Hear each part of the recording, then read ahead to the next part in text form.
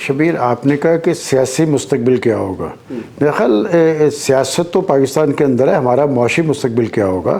اصل سب سے بڑا چیلنج جو ہے وہ معاشی مستقبل ہے، اس لیے کہ پاکستان اس طرح کی صورتحال سے کبھی دو چار نہیں ہوا تھا کہ جب پاکستان نے دو ٹکڑے بھی ہوا تو پاکستان کی معیشت اس کیفیت میں نہیں تھی۔ یہ معیشت دگرگوں کیوں ہے اور اس حوالے سے نا امیدی کی کیفیت کیوں ہے؟ یہ قرضوں کی معیشت کبھی چلتی نہیں ہے۔ یہ کیا پاکستان کی حکمرانوں نے، پاکستان کے سیاستدانوں نے کبھی یہ سوچا ہے کہ قرضوں کے چنگل سے ہم نجات حاصل کریں؟ چونکہ جو لیڈرشپ قرضوں پر کمیشن بھی بناتی ہے نا، تو جب وہ اقتدار سے جاتی ہے تو وہ جو قرضوں کی نوعیت ہے وہ 25,000 ارب سے 49,000 ارب ہو چکی ہوتی ہے۔ ہمارے حکمران اور ہمارے سیاستدان کہتے کچھ اور ہے، کرتے کچھ اور ہے، اور میں سمجھتا ہوں کہ ایک بہت بڑا چیلنج ہے پاکستان کی مخلوط حکومت کے سامنے۔